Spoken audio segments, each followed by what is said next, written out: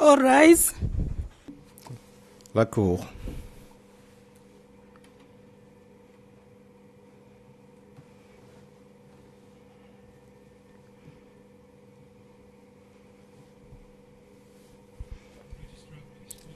Madame la greffière, veuillez nous indiquer l'affaire inscrite au rôle. La division d'Arusha du mécanisme international pour les tribunaux pénaux siège à présent. Veuillez vous asseoir. Bon après-midi, je suis juge Van Johnson, juge unique en l'espèce. Les parties voudraient bien se présenter, à commencer par le procureur. Plaise à la Cour, le procureur représenté par moi-même, Véronique Wright, juriste principal, Monsieur Rachid, juriste, Madame Tembile Segode, juriste, Stravoula Papadopoulos, juriste, et Madame Irene Bollet, chargée des archives et du dossier. Merci Madame Wright. La défense a commencé par le conseil de Maximilien Torinabo. Bonjour Monsieur le Président, je m'appelle Stéphane Bourgon, conseil au barreau du Canada. Je représente Maximilien Torinabo qui est présent et qui est à ma droite. Merci Monsieur le Président. Merci Maître Bourgon. Nous allons poursuivre avec le conseil de Zabonimpa. Bonjour Monsieur le Président, je suis Jeffrey Roberts, représentant de Zabonimpa. Bonjour à tout le monde. Le conseil de Jean de Dieu d'Agijimana. Bonjour Monsieur le Président, je suis Wilfred Deretu, du barreau du Kenya. Monsieur Ndagijimana est à ma droite. Merci. Et le conseil de Marie-Rose Fatouma.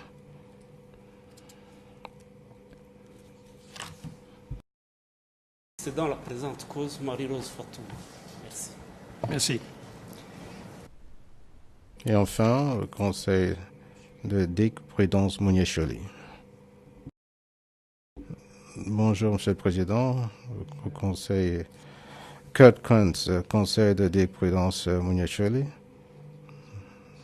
Nous avons notre assistant juridique, Laura Luther. Merci. Oui.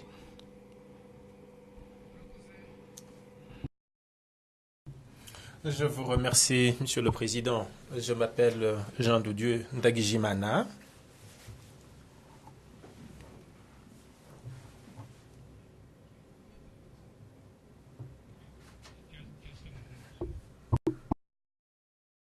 Un instant, s'il vous plaît. Je crois que ça ne passe pas.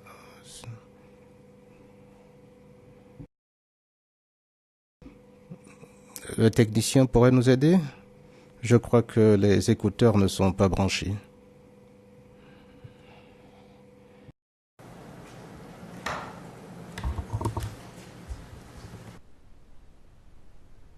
Veuillez m'aider à brancher mes écouteurs.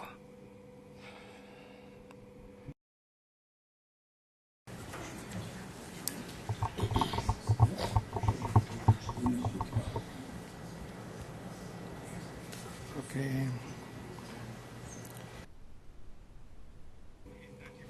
Monsieur Ndagijim, maintenant vous diriez?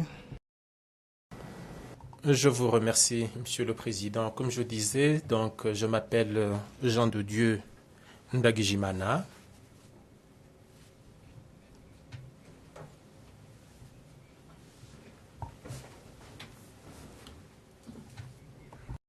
Désolé, je ne vous suis pas. Je n'entends pas.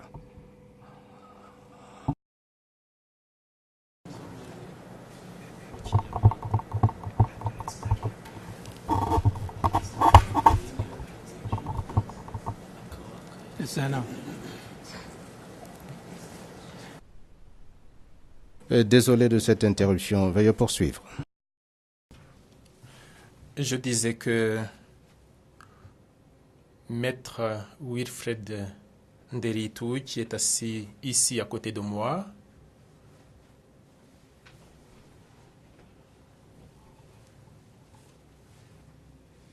Et moi-même n'avons pas pu collaborer comme il le fallait et j'ai déjà exposé la situation aux instances concernées et j'ai expliqué en détail ce qui avait conduit à notre manque de collaboration et j'ai déjà donné des explications au greffier.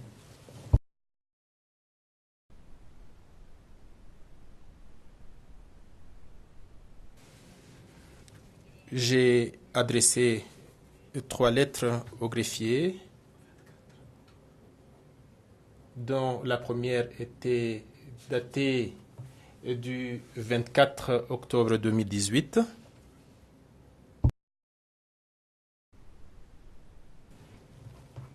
Et la deuxième était datée du 9 novembre 2018. Et la troisième était datée du 14 novembre 2018.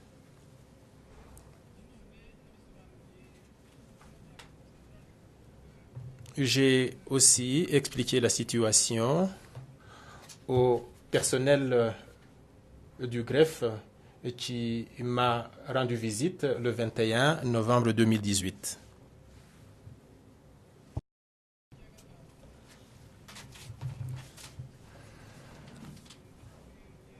J'ai également reçu la visite du personnel du greffe en date du 5 décembre 2018 et à cette occasion, ils m'ont informé que j'avais le droit de choisir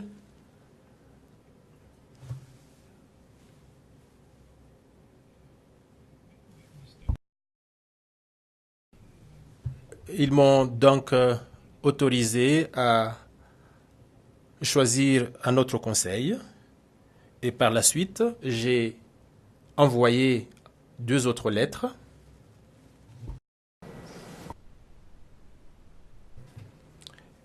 J'ai rédigé la première dans l'avant-midi et la deuxième a été rédigée dans l'après-midi de la même date.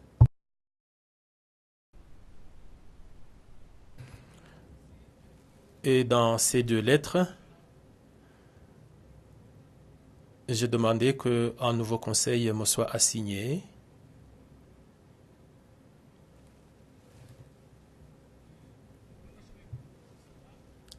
Mais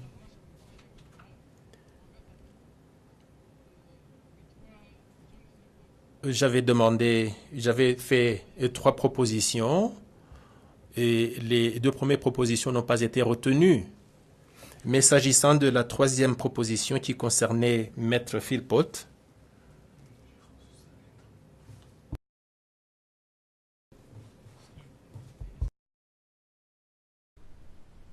Monsieur Zabonimpa, je crois que cette question relève du greffe, mais j'ai été pleinement informé de la situation et il me revient que votre demande d'un nouveau conseil a été accueillie.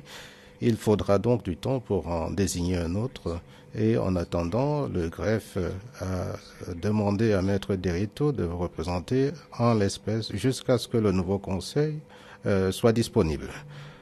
Donc, votre demande a été accueillie favorablement.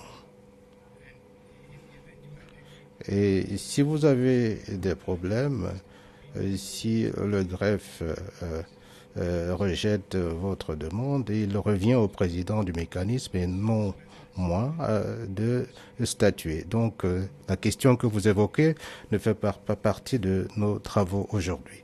Veuillons poursuivre, s'il vous plaît.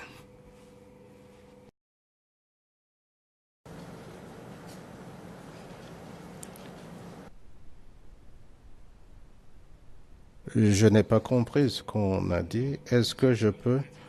Non, cette question ne relève pas de ma compétence. J'ai été informé de votre demande d'un nouveau conseil et il a été fait droit à cette demande. On attend que votre nouveau conseil soit désigné et en attendant, Maître Ndereto va donc vous accompagner, vous conseiller jusqu'à ce que le nouveau conseil soit disponible. Nous allons donc poursuivre nos débats avec à vos côtés Maître Ndereto. Je vous remercie. Veuillez vous asseoir pour que nous puissions poursuivre.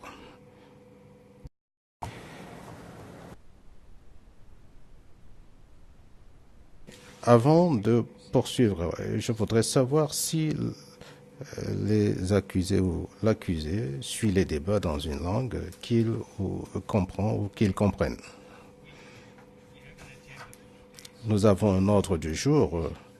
Nous allons donc évoquer les questions les unes après les autres. Est-ce que vous avez une déclaration à faire, maître? J'assiste Madame Marie-Rose Fatouma comme annoncé tout à l'heure.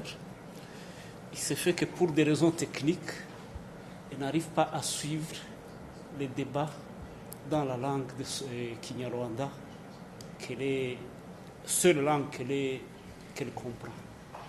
Si les services techniques pouvaient nous prêter leur assistance pour pallier à cette insuffisance. Merci beaucoup, Monsieur le Président.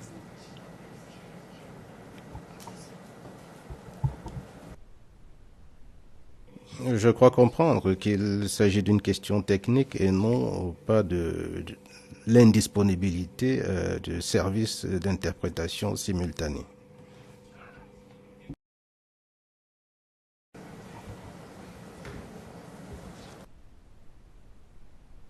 Très bien, merci maître. Je tiens à rappeler aux parties que certains renseignements, en l'espèce, font l'objet de mesures de protection et d'ordonnances relatives à la confidentialité. Il s'agit de renseignements confidentiels de l'acte d'accusation concernant l'identité de certaines personnes et le fondement de la procédure de révision dans l'affaire Guirabatouaré. Les renseignements confidentiels ne doivent être divulgués en audience publique. Si une partie doit évoquer des informations confidentielles, elle doit solliciter un huis clos pour que des mesures appropriées soient prises pour empêcher la divulgation au public d'informations confidentielles. La comparution initiale de l'accusé s'est tenue le 13 septembre 2018. La conférence de mise en état d'aujourd'hui se tient conformément à l'article 19A qui exige qu'une conférence de mise en état soit tenue dans les 120 jours suivant la comparution initiale et par la suite 120 jours après la dernière conférence de mise en état. L'objet de la conférence de mise en état est de faciliter les échanges entre les parties pour assurer la rapidité de la procédure, pour examiner l'état de la cause et donner l'occasion à la défense de soulever des questions concernant l'état physique et mental de l'accusé. Avant de poursuivre, je voudrais rappeler les principaux points en matière de procédure depuis la comparution initiale. En particulier, le 18 septembre 2018, j'ai invité le gouvernement du Rwanda et les parties à déposer des conclusions sur l'opportunité de transférer la cause au Rwanda. À la suite du dépôt des mémoires, j'ai décidé le 7 décembre 2018 qu'il n'était pas dans l'intérêt de la justice et la rapidité des procédures de renvoyer l'affaire et que cette affaire devrait être donc jugée par le mécanisme. Ensuite, j'ai rendu des décisions et des ordonnances relatives à la procédure concernant la communication, les documents saisis sur Monyeshule et d'autres questions confidentielles. En ce qui concerne les questions pendantes, je note qu'il y a des questions concernant la détention dont le président est saisi et sur lesquelles il statuera. En ce qui concerne les questions pendantes devant moi, j'observe que certaines conclusions ont soulevé des questions concernant ma compétence pour statuer sur les requêtes concernant la présente procédure, parce que certaines dispositions particulières du règlement de procédure de preuve renvoient à la Chambre ou à la Chambre de première instance au lieu d'un juge unique. L'article 12.1 du statut dit clairement que les cas d'outrage doivent être jugés en première instance devant un juge unique. Par ailleurs, L'article 2C du règlement précise que, au fin du règlement, la Chambre de première instance ou la Chambre s'entend, lorsqu'il y a lieu, des juges uniques visés au paragraphe 1 de l'article 12 du statut. Dans ce contexte, je suis la Chambre de première instance saisie des questions concernant cette affaire. Je vais donc poursuivre.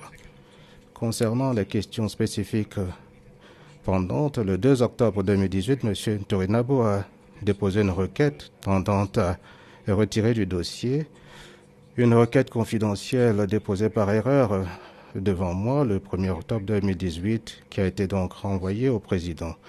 Je fais droit à la requête de M. Ntorinabo. Je sais également que les parties ont déposé un avis de retrait de leurs conclusions et elles n'ont pas besoin en général d'une autorisation judiciaire pour ce faire. Le 7 décembre 2018, M.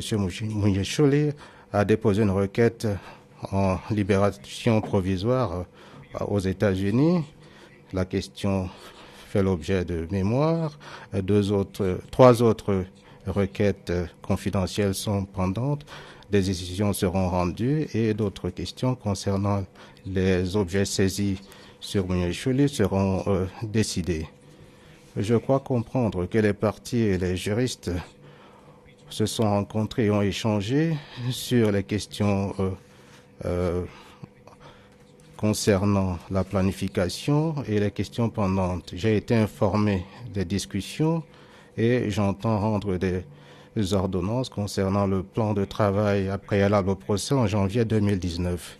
Y a-t-il d'autres questions de procédure concernant l'espèce que les parties souhaitent soulever avant d'évoquer l'état de santé de l'accusé? Le procureur, vous avez la parole. Monsieur le Président, nous n'avons pas de questions à soulever à ce stade. Merci, Madame. Le Conseil de Ntorinabo, avez-vous des questions à soulever? Merci, Monsieur le Président.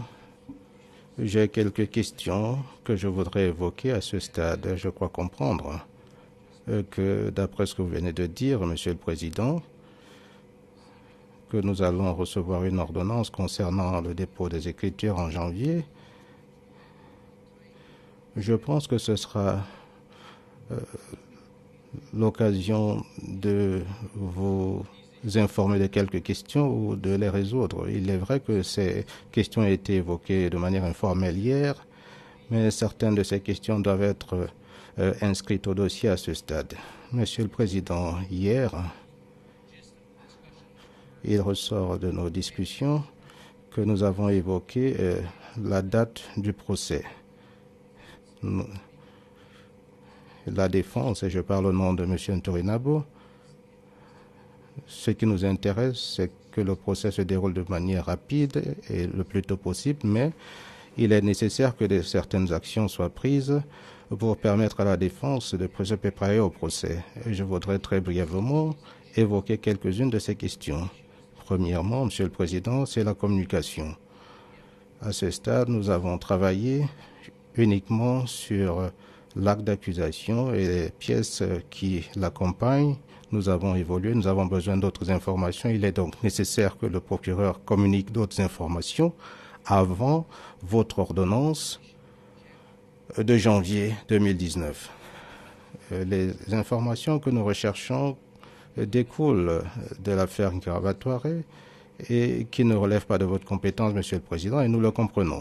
Toutefois, nous allons rencontrer le procureur après cette conférence de mise en état dans le but d'identifier quelles sont les pièces qui doivent être communiquées à la défense par le procureur à la suite des dernières décisions rendues par la Chambre d'appel. C'est une décision publique, c'est la raison pour laquelle je ne sollicite pas le huis clos. Il serait donc important, Monsieur le Président, que nous puissions obtenir ces informations ou ces pièces très rapidement. Et je le dis, à ce stade, il y a une question importante qui se pose, qui concerne le lien entre l'affaire Nkarabatouaré en révision et la précédente procédure contre M. Ntorinabo et consorts. La question concerne le fait que le procureur possède toutes les pièces. Je ne sais pas si vous me comprenez, Monsieur le Président, parce que je ne m'entends plus moi. Je n'ai aucun problème, dit le Président. Je poursuis donc, dit Maître. Le procureur dispose de toutes les pièces de la procédure de révision et de la présente procédure. Nous ne savons pas de quelles pièces concernant la présente procédure ont été communiquées aux parties dans le cadre du procès en révision de Ngirabatware. Apparemment, ils ne savent pas non plus quelles informations ou quels éléments de preuve nous ont été communiqués par la procédure de Ngirabatware, autre que la décision rendue vendredi dernier. Cela crée une situation d'inégalité totale. Le procureur sait précisément quelles informations, quelles preuves sont disponibles dans les deux procédures, alors que les principaux acteurs dans les deux autres procédures et dans le cas d'espèce, et c'est ça l'objet de la conférence de la mise en état, c'est que nous ne savons pas ce qui se passe et pourtant l'instruction qui est menée par le procureur à ce stade, nous croyons comprendre que celle-ci porte sur les deux procédures. C'est la raison pour laquelle nous disons que le procureur doit communiquer le résultat de son travail d'enquête, ce qui est pertinent, et conformément au règlement, nous pensons que ce qui résulte de l'enquête du procureur concernant notre affaire doit être communiqué maintenant. Il ne faudrait pas qu'on attende que nous, la défense, déposions une requête. Deuxièmement, Monsieur le Président, nous n'avons pas reçu à ce stade des éléments de preuve tendant à disculper l'accusé. Il est possible que le procureur estime qu'il n'y a pas d'éléments de preuve à décharge, mais nous sommes d'avis qu'il y en a et il faudrait que nous recevions donc ces informations à décharge. Monsieur le Président, c'est là la question majeure qui nous préoccupe et qui nous empêche de travailler rapidement, ou plus rapidement, pour que nous puissions mener cette procédure et que le procès puisse se dérouler rapidement. La deuxième question majeure, Monsieur le Président, concerne le caviardage des informations. Et je voudrais le dire à ce stade parce que attendre janvier, ce sera trop long. On nous a communiqué les pièces justificatives de l'acte d'accusation. Il s'agit d'informations qui, pour l'essentiel, ou pour une grande partie, ont été communiqués, mais ces éléments sont caviardés, les noms sont caviardés, les noms de lieux sont caviardés. Nous ne savons pas précisément pourquoi. Et quel est le motif juridique qui sous-tend ce caviardage? Pour que nous puissions nous préparer, que nous puissions travailler sérieusement avec notre client, il est nécessaire que nous disposions de ces informations et il faudrait donc que l'on supprime ces caviardages.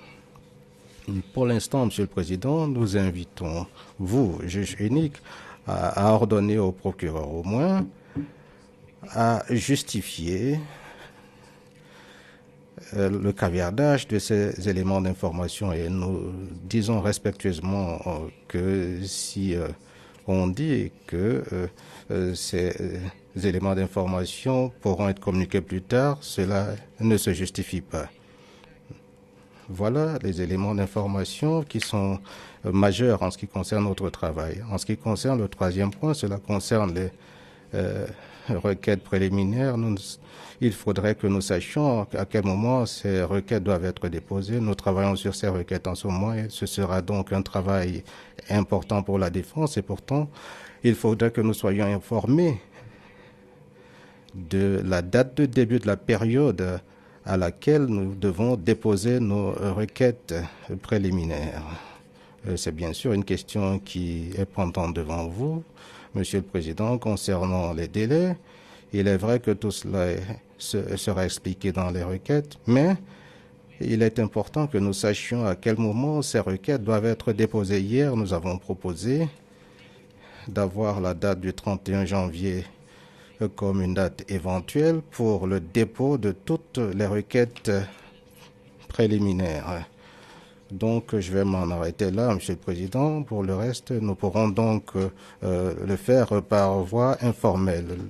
La quatrième question que je voudrais évoquer à ce stade concerne le travail de préparation nécessaire concernant les mesures de protection. Cette question a été soulevée hier au cours des consultations informelles, mais celle-ci doit être évoquée officiellement et à notre connaissance sur la base des informations dont nous disposons. Il existe 5 décisions concernant les mesures de protection. Nous ne savons pas ce qu'il faut faire, ce que nous pouvons faire et qui nous devons contacter dans quelles conditions en l'espèce. Parce que toutes ces décisions découlent de la procédure Ngirabatore et non de la présente. Nous devons donc savoir lesquelles de ces décisions s'appliquent à nous pour que nous puissions savoir quels témoins nous pourrons rencontrer, dans quelles conditions, pour que nous puissions faire notre travail, bien sûr conformément au règlement, mais pour que nous puissions travailler et permettre à notre client de préparer sa défense. Voilà ce que je voudrais dire, Monsieur le Président, à ce stade, et je m'excuse d'avoir été un peu long. Eh bien, merci Monsieur Bourgon. Vous avez indiqué que vous avez convenu avec le bureau du procureur de vous rencontrer pour discuter de ces questions. Madame Wright, est-ce que vous pouvez nous en dire quelque chose?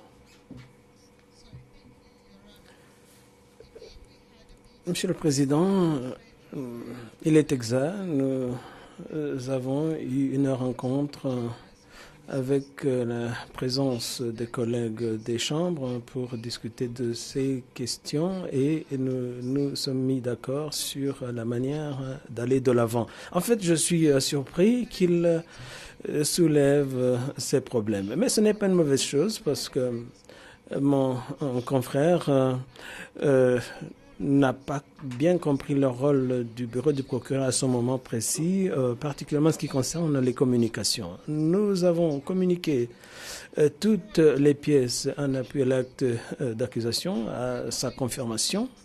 Nos enquêtes se poursuivent et tout ce que nous allons trouver, nous allons communiquer conformément au règlement. Nos obligations sont guidées par le règlement et pas par les besoins de notre confrère et de son client. Avant tout, Monsieur le Président, je voudrais dire qu'en ce qui concerne le dossier Ngirabatore, la demande a été faite pour accéder à tout le dossier Ngirabatore. Nous nous y opposons et une décision a été rendue leur donnant droit à accéder à une partie et nous avons accepté de collaborer avec eux et ils voulaient que nous comprenions tous l'ordonnance, c'est-à-dire quelle part des pièces sera communiquée. Et il était convenu de nous rencontrer à la fin de cette conférence de mise en état pour qu'ils sachent ce qu'ils peuvent attendre de nous ou ce qu'on peut avoir comme terrain d'entente. Sinon, on reviendra à la Chambre. Je crois que cela a été réglé. Il a également soulevé la question relative aux pièces exculpatoires. Cela est régi par l'article 73. C'est une obligation qui continue. Nous reconnaissons nos responsabilités et nous allons nous y conformer.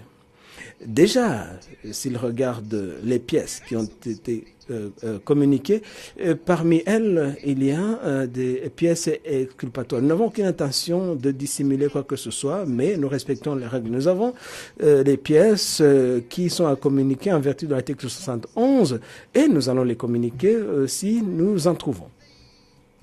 Monsieur le Président, il soulève une autre question, notamment il dit qu'il ne sait pas ce qui a été communiqué relativement à la procédure en preuve dans l'affaire Ngirabatore.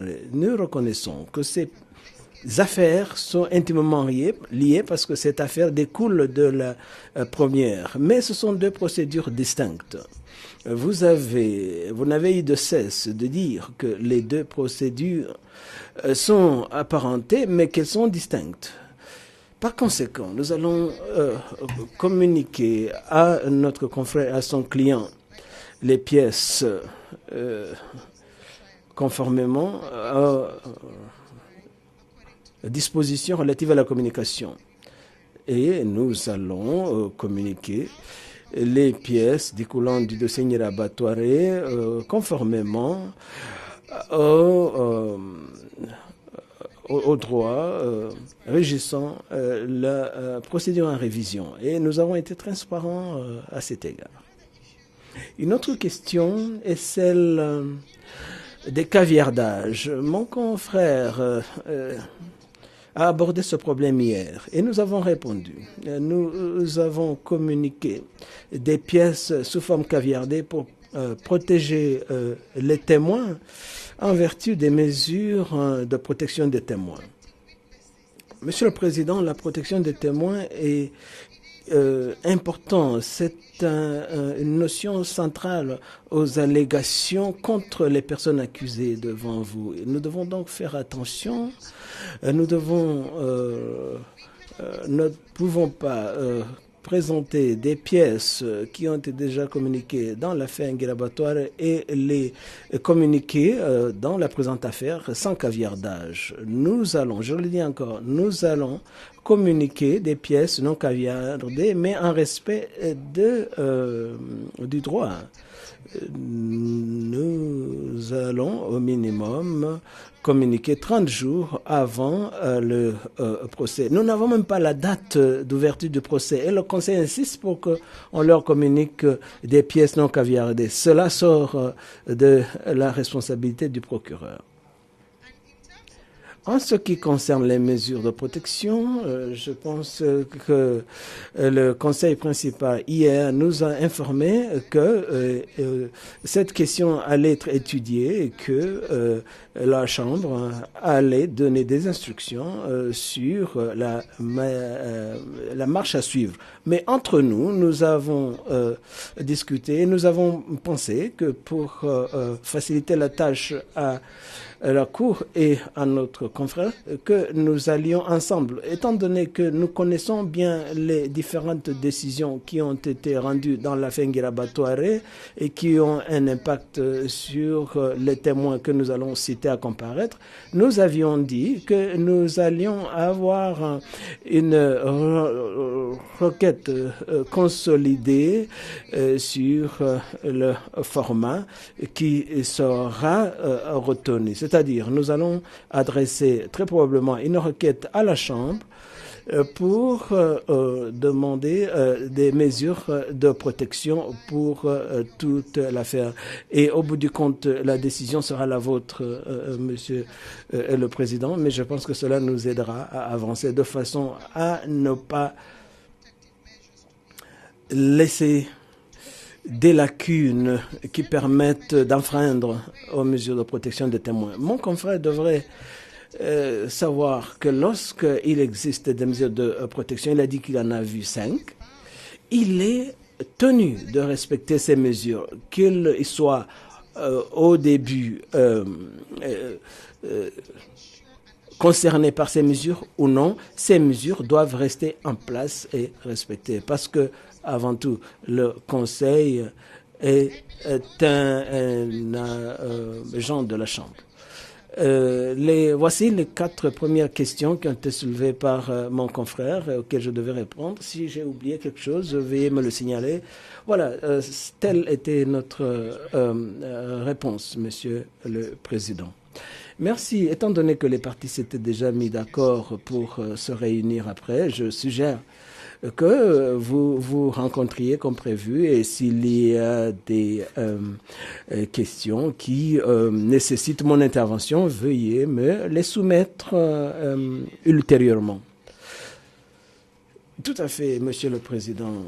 C'est pourquoi je me lève à ce moment. Nous avions dit que nous voulions une procédure sans retard et nous avons dit que nous ne pouvons pas y arriver sans pleine collaboration avec le bureau du procureur. Et il y a des questions, encore des entraves, à moins que ces entraves ne soient levées, on ne pourra pas avancer. Je ne répondrai pas à tous les propos de ma consoeur, mais je dois dire que nous aussi, nous respectons les mesures de protection des témoins. Mais ces mesures de protection des témoins ne peuvent pas empêcher un procès équitable. Les deux doivent être respectés.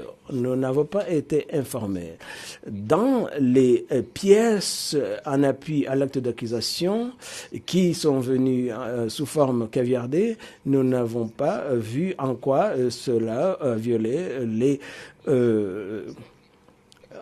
mesures de protection. Il faut qu'on comprenne sous quel article ou quelle disposition ces pièces ont été caviardées. Nous allons continuer à procéder la discussion avec eux. Nous voulions éviter de continuer à former des requêtes en communication.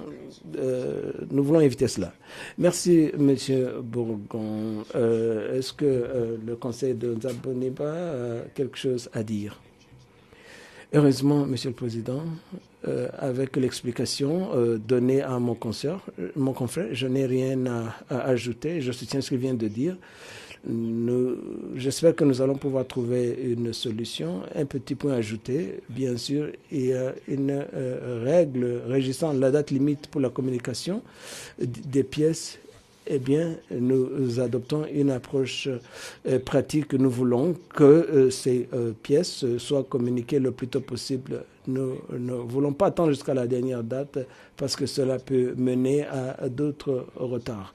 Je me réfère à votre décision selon laquelle on voulait garder le procès ici pour avoir un procès rapide et cela doit inspirer toutes les mesures qu'on prendra dans la préparation du procès. À part cela, je n'ai rien à dire, Monsieur le Président. Merci, Monsieur le Président. Maintenant, Monsieur Nderito, au conseil de Monsieur Ndagijimana. Monsieur le Président, je voudrais abonder dans le sens de Monsieur Bourgon et Monsieur Robert. Merci, Monsieur Nderito. Maintenant, la parole est au conseil de Monsieur Gachabana, conseil de Madame Fatouma. Merci beaucoup, Monsieur le Président. Je voudrais tout d'abord relever un fait qui est essentiel. Nous avons sollicité une rencontre à huis clos et ex parte pour des questions concernant spécifiquement la cliente. Et j'ai ouï croire qu'à la suite de la rencontre d'hier, on nous a laissé croire que cette rencontre pourra avoir lieu après cette conférence de mise en état. Et nous sommes prêts, disposés, Monsieur le Président, à vous rencontrer, et si possible, en présence avec le procureur pour élever ces éléments. Et c'est ce que je relève à titre d'introduction. Pour le reste, Monsieur le Président, il y a la question de communication des pièces qui demeure à ce jour une épine au niveau de la défense. En ce qui nous concerne, nous éprouvons également ce problème de la communication des pièces. J'ai entendu le représentant de l'organe de la loi dire qu'une solution pourra être trouvée conjointement au niveau de la rencontre avec les parties. Je prends acte mais relève le fait que ça devrait intervenir rapidement en vue d'assurer le respect du principe du contradictoire. Alors, et donc s'agissant de la communication des pièces, nous avons des pièces qui manquent jusqu'à ce jour, et ce qui nous met dans des difficultés réelles pour assurer la défense de notre cliente. et nous espérons que cela pourra se faire dans les meilleurs délais, nous avons adressé une demande au procureur quant à ce, et dans sa réponse, il nous a dit qu'il était disposé, qu'il pouvait le faire. Mais nous avons relevé un point, Monsieur le Président, depuis une semaine, et à l'approche de la conférence, c'est là que le procureur a commencé à transmettre les pièces petit à petit. Tant et si bien que nous éprouvons quelques regrets quant à ce retard. Nous estimons qu'à la suite de la rencontre qui aura lieu, cette question sera réglée. Concernant la production des pièces, il y a un autre élément très important. Madame Fatouma Marie-Rose, que je représente, n'utilise que la langue Kinyarwanda. Depuis que la procédure a commencé, que ce soit les requêtes, que ce soit vos décisions, que ce soit même nous-mêmes qui la conseillons, les langues que nous utilisons sont les langues officielles du mécanisme, à savoir l'anglais et le français. À chaque fois qu'on lui transmet une requête ou un quelconque document de procédure, elle est complètement désemparée, compte tenu du fait que l'unique langue qu'elle utilise, c'est le Kinyarwanda.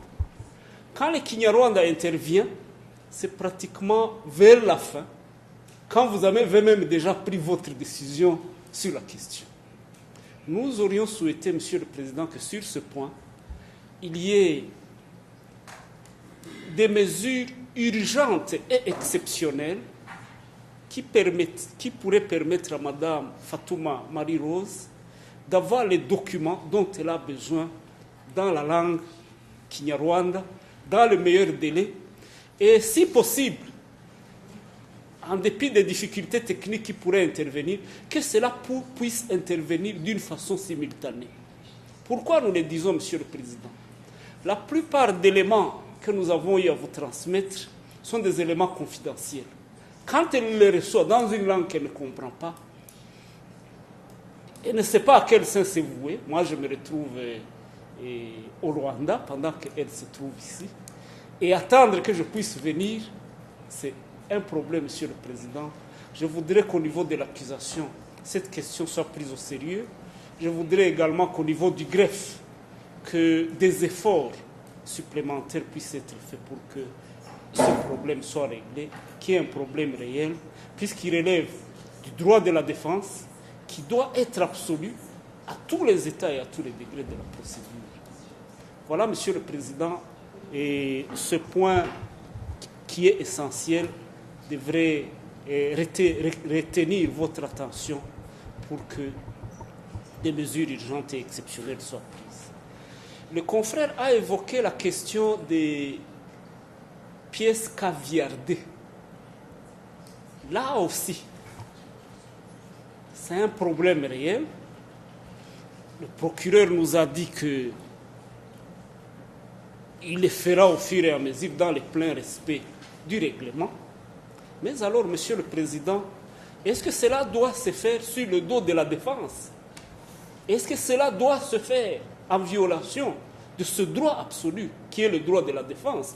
D'une part, vous avez une personne qui est accusée, qui ne sait pas se défendre parce que dans une déclaration d'une personne qui la charge, toute une page est complètement caviardée et ne comprend pas ce qui s'y passe. Et quand vous y ajoutez cette question de langue, Monsieur le Président, il y a pas mal de difficultés qui sont réglées.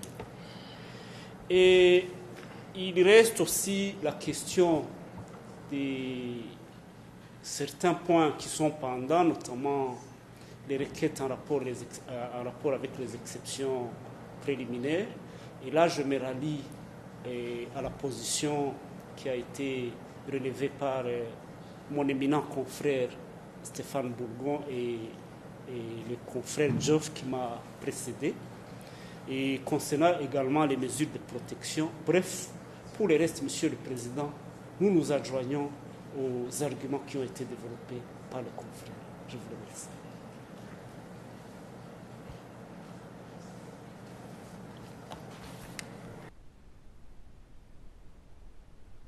Merci, Monsieur Kajabana. La première question que vous avez soulevée relative à la rencontre ex-parté avec vous et votre parti sera évidemment accordée. Nous allons nous rencontrer. S'agissant de la traduction vers le Kinyarwanda,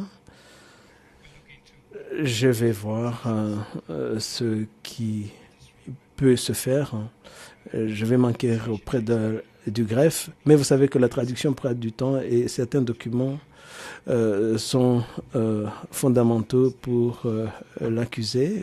Il faut que l'accusé puisse les lire et les comprendre lui-même, et il y a d'autres documents que le Conseil peut expliquer en attendant que la traduction soit disponible. Il faut donc établir des priorités entre les différents types de documents, mais nous allons voir ce qui est faisable. Concernant le caviardage, vous aurez les documents sans caviardage le moment venu. La question relative à la date à laquelle ces documents sont communiqués est très centrale, parce que nous voulons tous que le procès aille vite et soit vidé le plus tôt possible. Mais vous savez que cette affaire est très compliquée parce qu'elle est liée à l'affaire Ngirabatware, étant donné que toutes les décisions rendues dans l'affaire Ngirabatware respectent les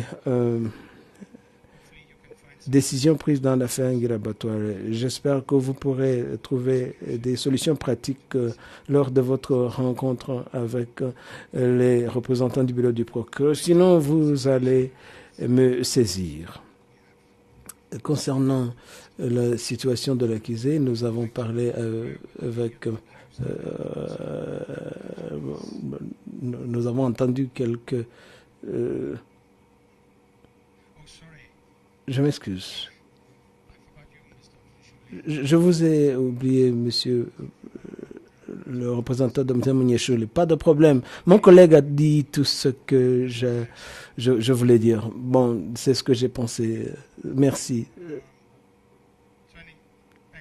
Revenons à l'état de santé des accusés. Est-ce qu'il y a un accusé qui a un problème pour que nous puissions en parler? Si vous le souhaitez, on peut le faire à huis clos ou alors dans une séance ex parte. C'est vous qui me dites.